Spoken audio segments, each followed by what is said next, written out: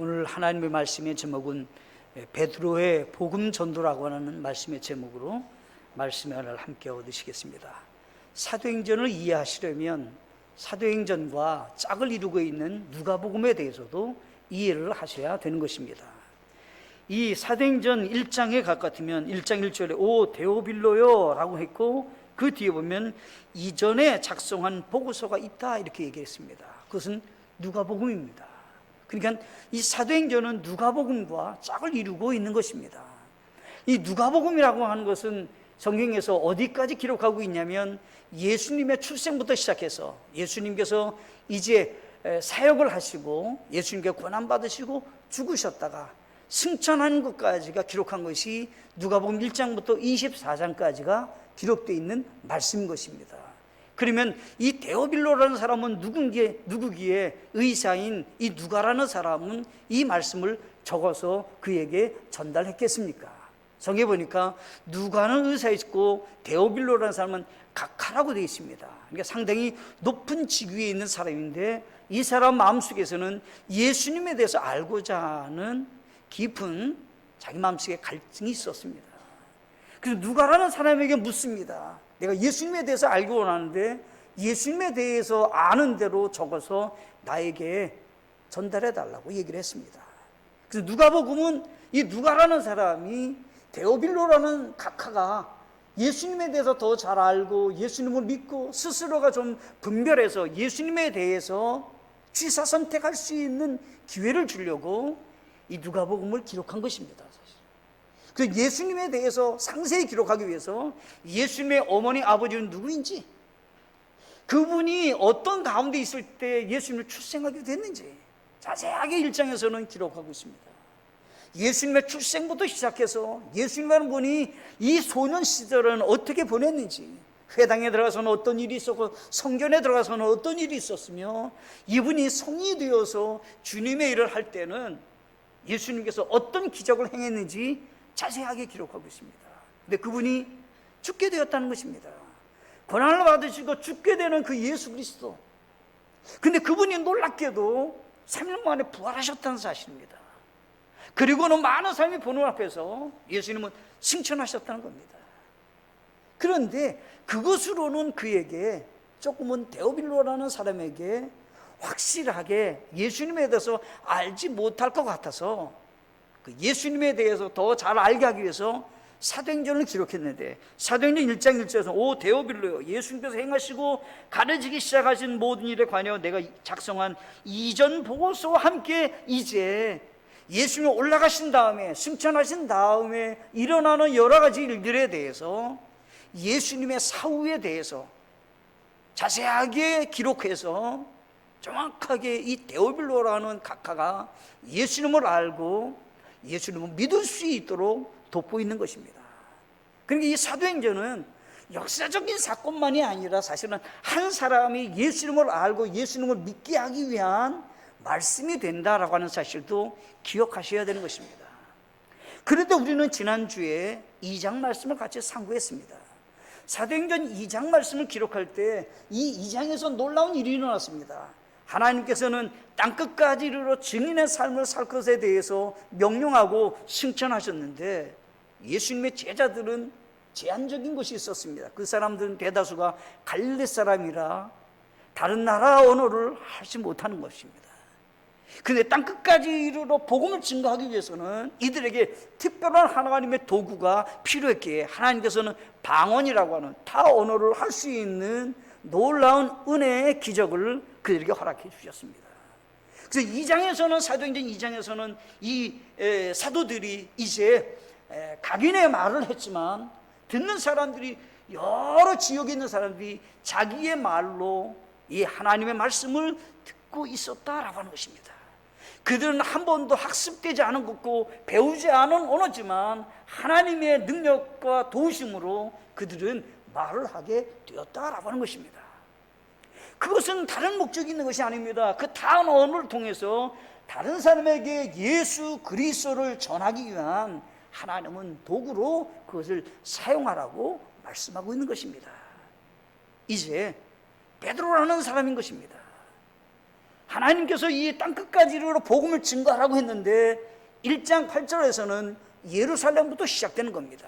예루살렘과 온 유대와 사마리아와 땅끝까지 이르러 증인이 되는데, 이것은 반드시 성경에서는 지역만을 나눠서 전하는 것만은 아니라 사실은 동시에 하기를 원하시는 일인데, 지금 예루살렘에서 복음을 증거하는 하나님의 명령에 순종해서 하나님의 귀한 일을 이루는 베드로의 사역이 성경에 기록된 것이 3장 1절부터 시작되는 것입니다.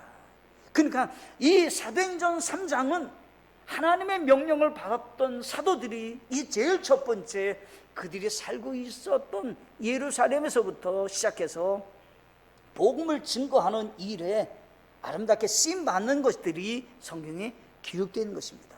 만약에 데오빌로에게 이야기하기를 예수님이 죽고 난 다음에 모든 것이 다 소멸됐고 끝이 됐습니다 라고 하면 예수님 믿어야 될 이유가 없을 것입니다. 근데 예수님이 승천하신 다음에 이건 가짜가 아닙니다, 진짜입니다. 그가 부탁했던 놀라운 일들을 제자들은 목숨을 걸고 순기하며 복음을 증거하고 예수님의 부활을 전하는 사역에 쓰임받고 있습니다, 이런 얘기를 하는 겁니다 지금. 그러니까 이 사도행전 3장 말씀은 사실은 예수님이라는 분이 승천으로 끝이 났다 그러면 아마 기독교라고 하는 것이 존재하는 것이 굉장히 약했을 것입니다. 그런데 아닙니다. 조금 전에 조금 두렵고 떨리는 가운데 믿음을 겨우 갖고 있었던 그 제자들, 이제 다른 사람이 되었다는 것입니다. 이제 자신에게 주어진 그 일에 충성하고 있는 모습이 성경에 기록되어 있면서 데오빌로라고 하는 각하에게 정확하게 누가라는 사람은 왕이요, 높은 직위에 있는 각하요, 다시 한번 기억하셔야 될 것입니다. 이 예수님으로는 죽은 것으로 끝난 것이 아니라 더 놀라운 일이 일어났습니다. 예수님이라는 존재는 유대 땅 갈릴리, 아니 이스라엘에서만 제한적으로 사역했던 사람이었다면 이제는 예수님의 제자들이 땅끝까지 이르러 복음을 증거하는 놀라운 일을 하게 됐으니 이것은 예수님이 영역이 작았던 영역에서 이제는 넓은 영역으로 확산됐습니다. 그러니 예수님을 알고 믿는 것은 잘 생각해야 되는 겁니다. 이런 얘기를 한 겁니다 지금. 오늘은 베드로의 복음 전도라고 하는 걸 통해서 세 가지로 말씀을 나누기를 원합니다. 첫째, 베드로의 복음 전도는 일상생활에서 시작하였습니다 라고 하는 겁니다. 3장 1절에 이제 9시 기도 시간에 베드로와 요한이 함께 성전으로 올라갈 때라고 하는 것입니다. 전도의 목적이 있었던 것이 아닙니다. 그는 기도하러 지금 성전에 올라가는 중에 전도하는 것입니다. 전도의 목적이 첫 번째가 아닙니다. 그들은 지금 기도하는 시간을 정해놓고 기도하러 올라가다가 성전에 있는 사람에게 복음을 증거하는 것입니다. 그런데 확실한 사람이 예수님을 믿게 되었고 확실하게 베드로와 요한이 복음을 증거했습니다 라고 하는 증거물을 제시하기 위해서 성경에서는 여러 각도로 이 사람에 대해서 설명을 했습니다. 한번 보십시오. 이 사람의 이름은 기록되어 있지 않습니다. 이 사람이 몇 월 며칠 날 이 사람을 만났다, 그는 없습니다. 그런데 제9시 기도 시간에 베드로와 요한이 올라가다가 만났다 라고 하는 얘기를 하고 있는 것입니다.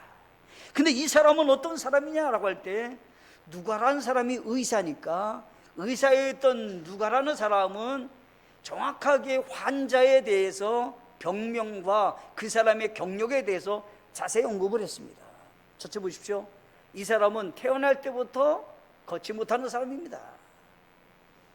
이 사람은 어떤 사람입니까? 다쳐서 지금 못 걷는 것이 아니라 태어날 때부터, 어머니 뱃속에서 태어날 때부터 이 사람은 걷지 못한 사람입니다. 자, 증거로 하나 된 겁니다. 이거 확실한 증거다 이런 얘기를 하는 겁니다. 또 얘기하는 겁니다. 이 사람은 어떤 사람이냐라고 할 때 성전이라고 하는 곳에 들어가는 문이 있는데 미문, 우리 개역 성경에는 미문이라고 되어 있습니다. 이거는 아름다운, 미문이 아름다운 문이라 이런 얘기야. 아름다운 문이라고 하는 성전에 이 사람을 늘상 누군가가 그 사람을 데려다가 그 자리에 앉혀놓으면 거기서 이 손을 내밀고 이제 도움을 청해서 구제물을 얻어서 사는 사람이다, 이런 얘기입니다. 근데 이 사람 나이가 몇 살이냐라고 할 때 40 이상 된 사람이다, 이 말이에요. 40년 가까이 이 사람은 성전 미문에 앉아가지고 다른 사람의 도움을 받고 사는 그런 사람이었다는 겁니다. 그래서 어떻게요? 주변에 많은 사람이 이 사람에 대해서 알고 있었다라고 하는 겁니다.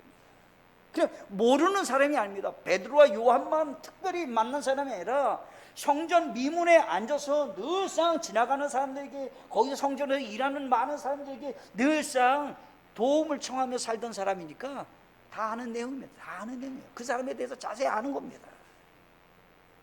그랬는데 성경에 보니까 놀라운 일이 일어났습니다. 베드로가 그 사람을 딱하게 생각했던 것 같습니다. 이 사람도 예수 믿었으면 좋겠다고 생각했습니다. 이 사람도 예수님 안에서 놀라운 은혜가 있기를 원하는 마음이 있었던 것입니다. 그래서 베드로가 하는 말이 있습니다. 나는 은도 금도 없습니다. 뭐가 없다고요? 나는 은도 금도 없다는 겁니다. 근데 내가 가지고 있는 것이 하나가 있습니다. 뭐예요? 예수 그리스도라는 겁니다. 근데 그 예수 그리스도가 어떤 분이냐면 나사렛 예수 그리스도라는 겁니다. 나사렛이라는 것은 가장 천대와 멸시를 받는 그 예수님이라는 겁니다. 근데 나는 그분을 만나서 바뀌었다는 거예요, 삶이. 자, 보십시오. 베드로가 요한복음 21장에 가게 되면 사도행전 이제 누가복음이 기록됐다고 하면 누가복음과 동일시한 복음이 요한복음이잖아요, 말하자면. 근데 이 요한복음 21장에서는 베드로가 예수님을 3번 부인해요. 왜냐하면 예수님이 죽고 끝이 나요. 그냥 베드로 입장에서는 예수님은 이제 죽었기 때문에 끝이라고 생각했던 것 같아요. 예수님을 3번 부인해요. 뿐만 아닙니다. 3번 부인한 이 베드로가 어떤 일을 또 하게 되냐면, 이제는 내가 과거에 어부로 살았는데 어부의 일을 해야 되겠다 하고 주변에 있던 제자들과 함께 같이 우리가 과거에 어부 생활로 돌아가자 해갖고 어부 생활로 돌아가 버렸어요. 지금 뭐예요? 삶의 목적도 상실한 겁니다. 예수님을 따라야 될 이유도 사라졌습니다, 이 사람. 왜요? 예수님이 죽자 모든 것이 끝이라고 생각했어요, 이 사람이. 근데 이 사람이 바뀌었다는 거예요, 이제는요. 예수님의 부활을 그 사람이 만났어요, 이제. 만난 이 베드로가 이제는 담대하게 외치는 거예요. 그 조롱받고 멸시받는 나사렛 예수, 내가 그분을 만났다는 겁니다. 나는 금도 은도 없지만 내가 예수 그리스도로 인해서 당신에게 주기를 원한다는 거예요. 나를 주목하세요, 나를 바라보세요 라고 했더니 지금 이 사람은 뭔가 기대를 했는데 뭐를 줄까? 나에게 뭐를 줄까 얘기하는데 은과 금은 없습니다. 근데 내게 있는 것으로 당신에게 주기를 원합니다. 나를 좀 주의 있게 보십시오. 그리고 내가 있는 것으로 당신에게 주기를 원합니다 라고 할 때 나사렛 예수 그리스도의 이름으로 일어나 걸어라. 베드로는 놀라운 말을 했어요. 그 사람에게 금과 은을 주는 것보다 더 놀라운 일은 고침받는 거예요. 그렇죠? 그런데 이 사람이 어떻게 고침받느냐라고 할 때 나사렛 예수 그리스도의 이름으로 일어나 걸어라 이렇게 얘기하는 겁니다. 누구 이름으로 걸어라고요? 예수 그리스도의 이름으로 일어나 걸어라 라고 하는 것입니다. 근데 여기 성경에 보면 이렇게 기록하고 있습니다. 성경에 보면 이사야서 말씀해 보시면 이렇게 기록하고 있습니다. 이사야서 35장 6절에 보면 이렇게 되어 있습니다. 그때 다리 저는 자는 사슴같이 뛰고 말 못하는 자의 혀는 노래하리니 광야에서 물들이 터져 나오고 사막에서 시내가 흐르며. 지금 무슨 얘기를 하고 있는 거냐면요, 구원자 되신 메시아가 오게 되면 이분이 행해야 하는 일이 있다는 겁니다. 메시아, 그 예수님, 그분이 오시면 걷지 못하는 자가 걷는 기적도 나타나게 된다는 겁니다. 베드로는 지금 뭐예요? 예수님의 능력의 기적을 신뢰하고 있는 것입니다. 그래서 누구 이름을 얘기하냐면 나사렛 예수 그리스도의 이름으로 일어나 걸으라라고 하는 것입니다. 놀라운 일이 일어났습니다. 베드로는 그의 손을 잡았습니다. 그리고 여기 성경에 보니까 7절에 그의 오른손을 잡아 그를 일으켰다 되어 있습니다. 이것은 뭡니까? 사랑으로 그의 손을 잡고 일으켜 세웠습니다. 그리고 어떻게 온전한 믿음을 갖고 하나님의 능력을 가지고 그 사람을 일으켜 세웠습니다. 사람들이 얘기합니다. 아니, 누가 고치게 하였습니까? 사람들은 기이 여기고 놀라서 하는 얘기입니다. 아니, 대체 걷지 못하는 사람을 누가 걷게 했습니까? 라고 할 때 베드로가 하는 말이 있습니다. 왜 나를 주목해서 보시고 왜 나를 특별한 사람으로 생각하십니까? 나는 능력이 없는 사람입니다. 내가 아닙니다. 그것은 주님이 하셨습니다. 복음 전도는 언제 시작되는 것입니까? 내가 알고 있는 예수 그리스도, 예수 그리스도의 약속의 말씀을 신뢰하고 예수 그리스도를 증거하는 일을 감당할 때 일상생활 속에서 놀라운 역사가 일어나게 된다라고 하는 것입니다. 베드로는 예수 그리스도를 만나게 한 다음에 그가 하는 말이 있었습니다. 여기 성경 보니까 뭐라고 표현하면 이렇게 됐습니다. 여기 4장 22절에 보면 사도행전 4장 이는 이 병 고침의 기적이 나타난 사람이 40살이 넘었기 때문이더라. 이 사람에게도 얘기를 들어보십시오. 이 사람은 나이가 많이 넘은 사람입니다. 그러니 내가 무슨 설명할 것도 없습니다. 주님이 하신 것을 이 사람도 알 것입니다 라고 하는 것입니다. 우리는 기억할 것이 있습니다. 땅끝까지로 증인의 삶을 사는 데 있어서 우리에게 주신, 주님이 주신 약속이 있습니다.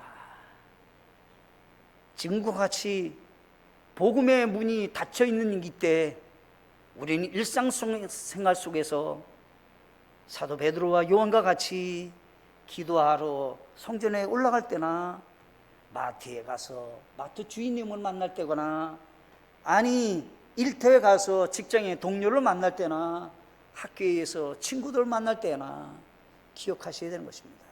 베드로와 요한과 같이 일상생활 속에서 예수님을 증거하는 하나님의 사람이 될 때 땅끝까지 이르러 내 증인의 삶을 사는 목적이 있는, 사명감이 있는, 하나님의 부르심을 갖고 사는 하나님의 사람이 된다라고 하는 것입니다.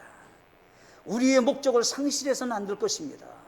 우리가 사는 목적, 주님이 우리에게 부탁하신 귀한 복음 증거하는 사역에 쓰임받는 우리 모두가 되시기를 간절히 바라겠습니다.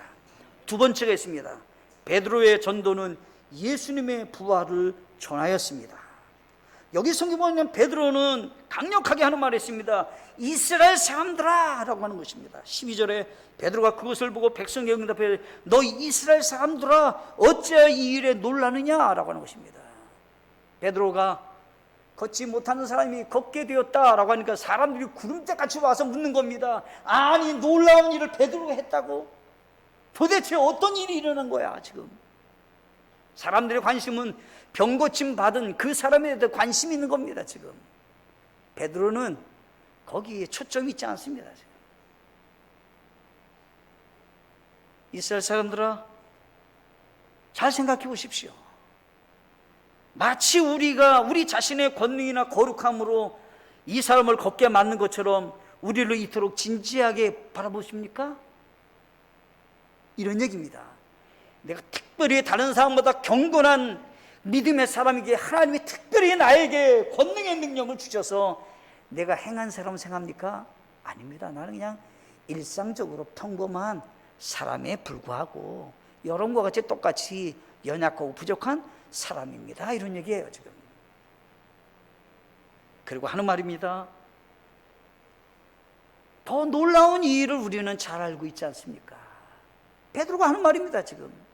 이 사람이 이 걷지 못하다가 걷게 된 것도 놀라운 일이지만 이것과 비교할 수 없는 일이 지금 일어났습니다. 여러분들 그거 아시지 않습니까? 라고 하는 거예요. 몇 가지를 얘기하는 겁니다. 예수님에 대해서 지금 설명을 하는 겁니다. 여러분들 예수님을 빌라도에게 넘겨줬습니다. 우리가 그러면 이스라엘 사람들이 다 아는 내용이에요. 예수님이 이스라엘 백성들에게 악하게 한 적이 있나요?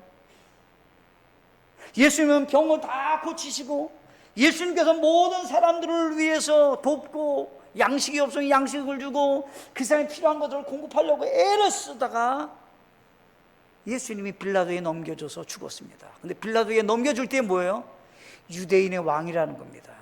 종교적인 그런 문제를 걸고 넘기 전에 황제를 대적한 그런 죄인이라고 해서 빌라도에게 넘겨준 겁니다. 있을 수도 없는 얘기예요. 그래서 예수님이 십자가에 달려 돌아가서 죽을 때 여기 명패가 뭐냐면 제목이 유대인의 왕. 그게 제목입니다. 예수님이 지금 그래서 죽으시는 겁니다. 지금 누구에게 넘겨줬냐? 빌라도에게 넘겨줬습니다. 그래서 빌라도가 나는 죄가 없다고 생각한다고 손을 막 씻고 나는 상관하지 않겠다고 얘기했지만 이 넘겨져 가지고요 사형으로 온도가 됩니다. 뿐만 아닙니다. 이스라엘 사람들이 다 모인 곳에서 빌라도는 자기의 결심을 얘기합니다. 결심을 뭐라고 얘기하냐면 이렇게 얘기합니다. 명절이 되면 한 사람을 이제 살리는 길이 열리게 되니까 바나바와 예수님을 세워놓고 이제 누군가의 결정을 하면 살림을 받게 되니까 살게 되니까 분명히 빌라도는 생각에 예수님을 선택할 거다 이렇게 생각을 했습니다. 근데 어떻게 해요? 사람들은 이스라엘 사람들은 거꾸로 했습니다. 지금 바나바는 무슨 죄를 졌는지는 몰라도 분명한 것은 사형을 당하니까 상당히 죄를 많이 큰 죄를 진 사람이다 이렇게 볼 수 있습니다. 그 사람은 사형수니까. 그런데 바나바는 살려두고 예수님을 십자가에 못 박으라고 했어요. 누가 정했습니까? 이스라엘 사람들이 예수님을 십자가에 못 박으라고 얘기했습니다. 빌라도에 넘겨졌습니다. 그 예수님을 살릴 수 있는 방법이 있었는데 예수님을 십자가에 못 박으라고 그들이 외쳤습니다. 뿐만 아닙니다. 예수님이 고난을 받으시는 동안에도 사람들은 비웃었습니다.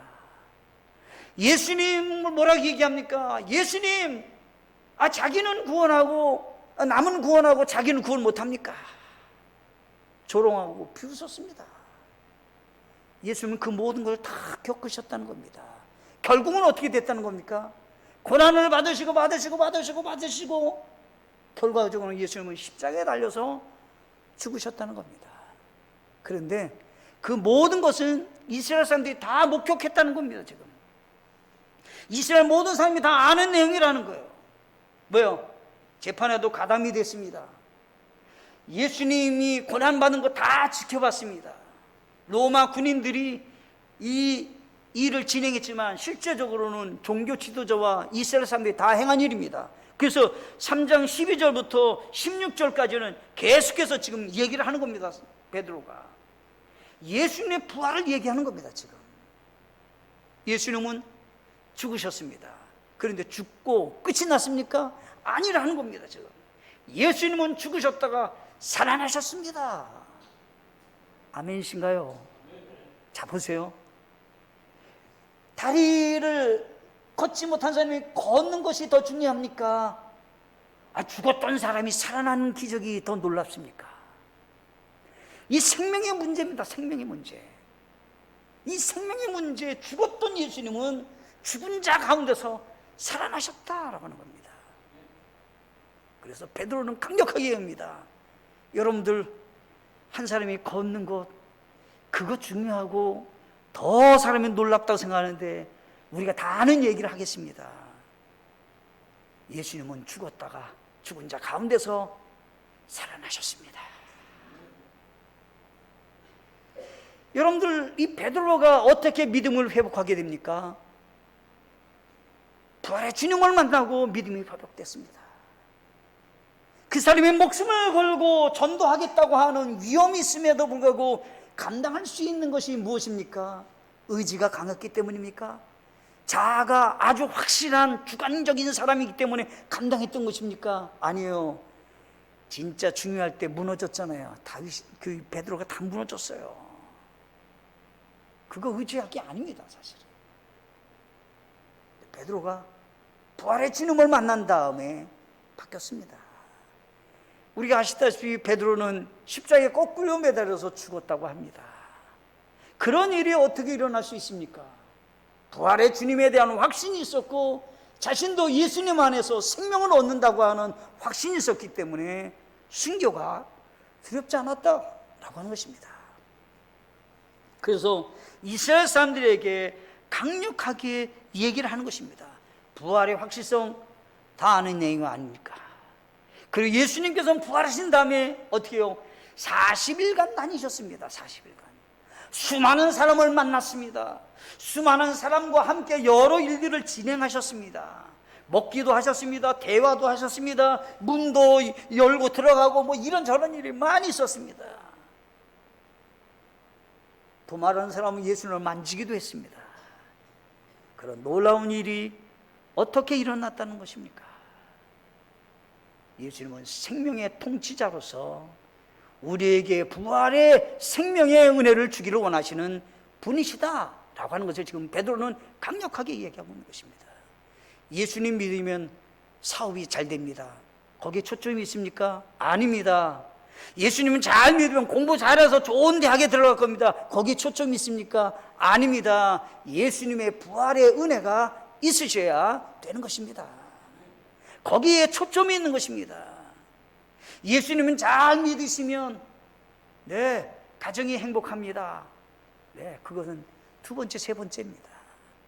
예수님 믿으면 예수님 안에 있는 죽음의 자리에서 생명을 얻게 하는 놀라운 은혜가 있음에 대해서 말씀하고 있다는 사실입니다. 세 번째 마지막이 있습니다. 세 번째 마지막, 베드로의 전도는 은혜의 구원을 전하였습니다. 여기 17절부터 보면 이렇게 되어 있습니다. 이제 형제들아 라고 되어 있습니다. 이제 형제들아 라고 하는 말은 지금 베드로의 마음속에서는 어떤 거냐면요, 이스라엘 사람들이 예수님을 십자가에 못 박았잖아요. 그런데 마음에 따뜻한 마음이 있는 거예요. 지금요, 이 사람들도 꼭 예수 믿고 구원받고 했으면 좋겠어요. 그리고 어때요? 육신적으로는 자기 형제들이잖아요. 이 사람들이 지옥 가는 걸 원하지 않아요. 지금요, 베드로는. 그래서 형제들아 부르는 거예요. 형제들아. 지리자들은 뭐냐면 예수님을 십자가에 못 박을 때 앞장선 지도자들입니다. 근데 이 사람들도 마찬가지고 거기에 옆에 있었던 수많은 백성들도 죄를 지었지만 알고 진 거 아니다 이런 얘기를 하는 거예요. 여러분들이 죄를 지었습니다. 예수님을 십자가에 못 박게 되는 일을 했습니다. 그런데 여러분들이 알고 했겠습니까? 다 모르고 했지. 그리고 어때요? 베드로의 마음속에는 따뜻한 마음이 있는 겁니다. 자, 보세요. 베드로는 어떻게 예수님 믿고 구원받았습니까? 자기 의로움으로 베드로가 구원받았나요? 아니요. 예수님 세 번 예수님을 부인했잖아요. 베드로는 예수님을 뭐라고 했어요? 다른 사람이 다 예수님을 버려도 자기는 버리지 않겠다고 했는데 예수님 버렸잖아요. 자기 의로 구원받는 게 아니에요. 자기도 연약하고 부족하고 넘어지고 실패가 많은 사람이에요. 그 예수님은 딱 한 가지 묻는 거예요. 지금은 네가 나를 사랑하느냐 묻는 거예요. 지금은 네 마음이 어떠냐라고 하는 거예요.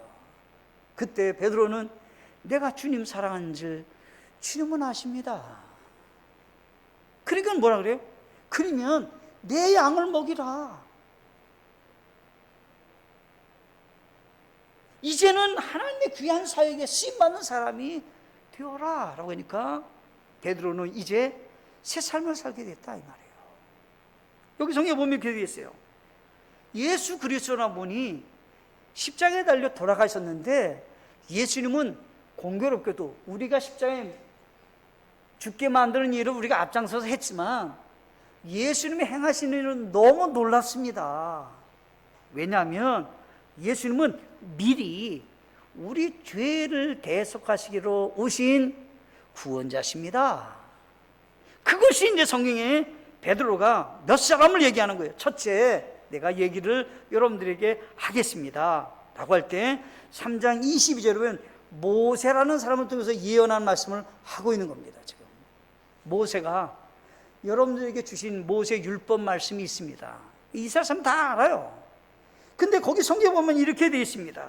예수 그리스도라는 분이 어떻게 기록하고 있냐면 신명기 18장 15절에 보면 주 내 하나님께서 내 한가운데서 곧 내 형제들 중에서 나와 같은 대언자 하나를 너를 위하여 일으키리니 너희는 그의 말에 귀를 기울일지니라.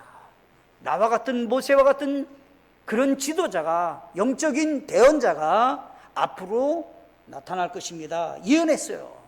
근데 그 사람이 누구라는 거예요? 예수님이라는 거예요, 지금요. 그런데 그 예수님에 대해서 얘기하면서 뭐라고 얘기했냐면 이렇게 얘기했어요. 여기 3장, 사도행전 3장 23절을 보면 그 대언자의 말을 들으려 하지 아니하는 모든 호는 백성 가운데서 멸망을 당하리라 하였고, 이렇게 되어 있습니다. 여러분들 기억하세요? 만약에 대언자의 말, 이 메시아 구원자 예수님의 말을 안 들으면 멸망을 당한다 이 말이에요. 그것은 신명기 18장 15절 16절에 나온 말씀도 똑같은 내용이에요. 이 사람의 말을 안 들으면 멸망을 당한다는 거예요. 우리가 누구를 통해서 구원받아요? 예수님을 통해서 구원받는 겁니다. 은혜로 구원받는다는 걸 얘기를 하는 거예요, 지금요.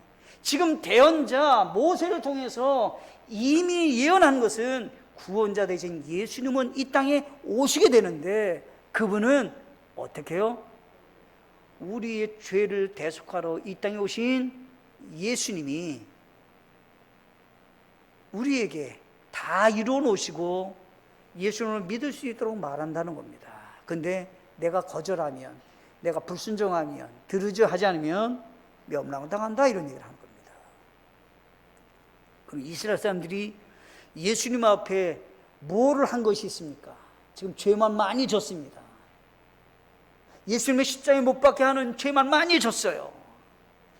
그런데 모세라는 사람을 통해서 용서받을 것을 예언했는데 그 예수님이 오셨습니다 라고 하는 겁니다. 두 번째 얘기하는 겁니다. 또 얘기하는 거예요. 모세 얘기를 하고 여기 성경에 보면 다윗 얘기를 하는 겁니다. 여기 성경에 보면 이렇게 되어 있습니다. 여기 4도행전 3장 여기 25절 보면 이렇게 되어 있습니다. 너희는 대언자들의 자손이요 또 하나님과 우리 조상과 맺은 언약의 자손이라. 그분께서 아브라함이 이르시되 내 씨 안에서 땅의 모든 족속이 복을 받으리라 하였으므로, 이렇게 되어 있습니다. 여기 성경에 보면 지금 누구 얘기를 하고 있는 거냐면 지금 아브라함 얘기를 하는 겁니다. 이 아브라함이 우리 죄를 사하셨습니다. 아브라함이. 근데 이 아브라함이 어떻게 사했느냐라고 할 때, 하나님이 아브라함을 처음에 불렀을 때, 가나안 땅에 왔을 때 내 씨 가운데서 모든 사람이 복을 받는 사람이 태어난다는 겁니다. 그분이 예수님입니다. 그러니까 지금 이 아브라함한테 예언한 것들을 성경에서는 그대로 이루었다 얘기를 하는 겁니다. 25절을 보면 이렇게 했어요. 25절에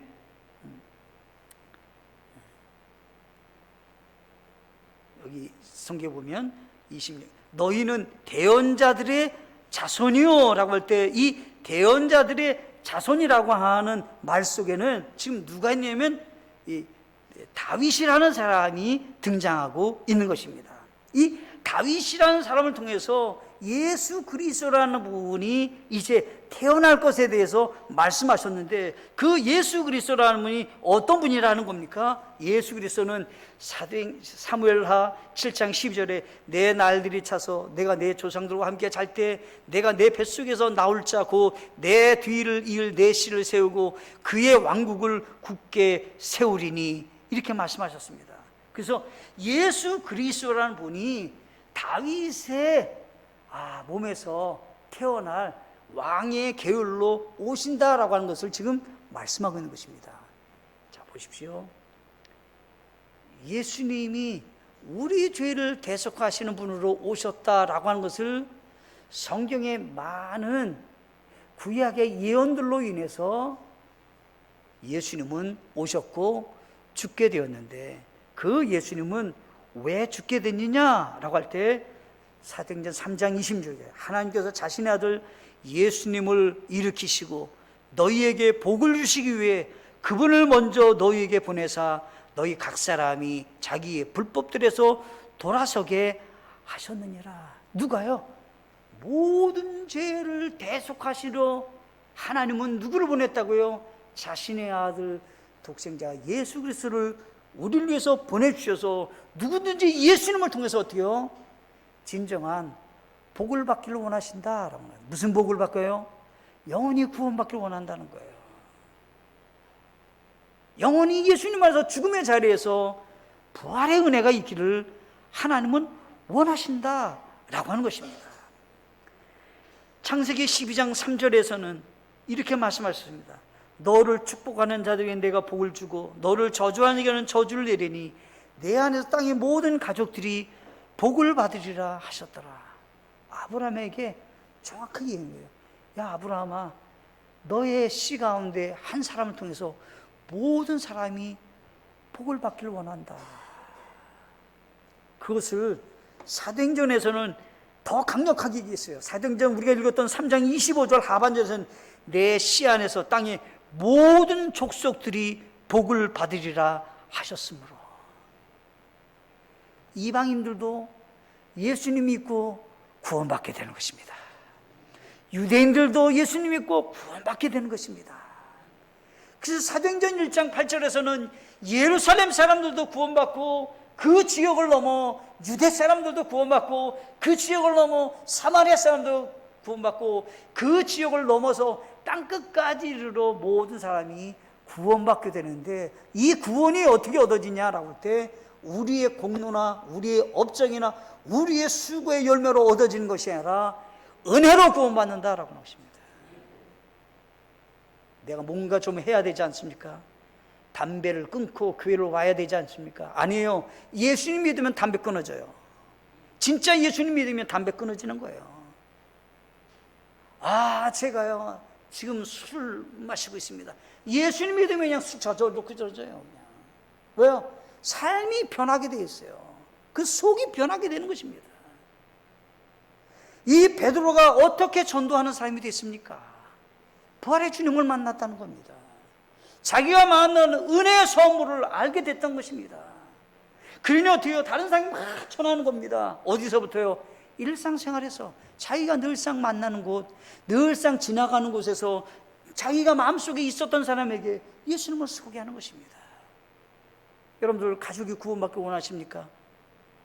내 사랑하는 친구들이 구원받기 원하십니까? 여러분들이 입술을 여셔서 예수님을 소개하셔야 되는 것입니다. 여러분들이 예수님에 대해서 말씀하셔야 생명 얻게 될 수 있다라고 하는 것입니다. 여러분들이 입을 다무시면 아무것도 할 수 없어요. 베드로같이 기회가 주어진다면, 아니 마음이 동화돼 갖고 그 사람이 딱하게 보이거든, 여러분들 다른 것보다 예수님을 소개하세요. 예수님 안에 있는 영원한 생명, 성경에 보면 이렇게 됐습니다. 걷지 못하는 이 사람이 걷자마자 어떻게 해요? 하나님을 찬양했다 이렇게 되어 있습니다. 두 번째 어떻게 해요? 기뻤다 이런 얘기를 한 겁니다. 진짜 기쁜 것은요, 그 사람이 누구를 만났다는 거예요? 그분은 예수 그리스도를 믿어서 고침받았다, 성경에 이렇게 되어 있습니다. 그러니까 이 사람의 고침을 받는 것은 예수님의 능력으로, 예수님을 믿는 믿음으로 고침을 받았다 이런 얘기를 하는 겁니다. 이 사람이 구원받고 난 다음에 기쁨이 있습니다. 예수님을 믿고 난 다음에 기쁨이 있는 이 사람이 무엇을 합니까? 하나님을 찬양하는 겁니다. 그럼 오늘 찬양 한번 얘기해 볼게요. 오늘 찬양대 예배 시간에 우리 찬양으로 영광 돌리는데, 그 다 아시는 우물가의 여인, 그 찬양 다 아시잖아요. 그 찬양을 듣는데 은혜가 되셨죠. 근데 구원받은 사람이 찬양할 때 하나님 더 기뻐 받으시는 겁니다. 어떻게 찬양합니까? 마음에서부터 주님이 주시는 은혜를 생각해서 감사 찬양 드리는 것입니다. 온 힘을 다해서 누구께 찬양합니까? 하나님께 찬양하는 것입니다. 내 모든 것의 주인 되시는 하나님을 영원롭게 하는 것입니다. 우리의 삶 속에 구원받은 사람이 나타나는 증거가 찬양이 되는 것입니다. 여러분들은 어떻게 인생을 살기 원하십니까? 시간을 낭비하고 게으르게 살다가 주님 만날까요? 아닙니다. 이제 8월이 되면 조금 지나가면 입추가 올 것입니다. 말복이 지나 이제 입추가 오게 될 텐데 우리는 영원 추수의 열매를 위해서 기도하고 계십니까? 그것을 위해서 수고는 하고 계십니까? 난 누구를 품고 있습니까?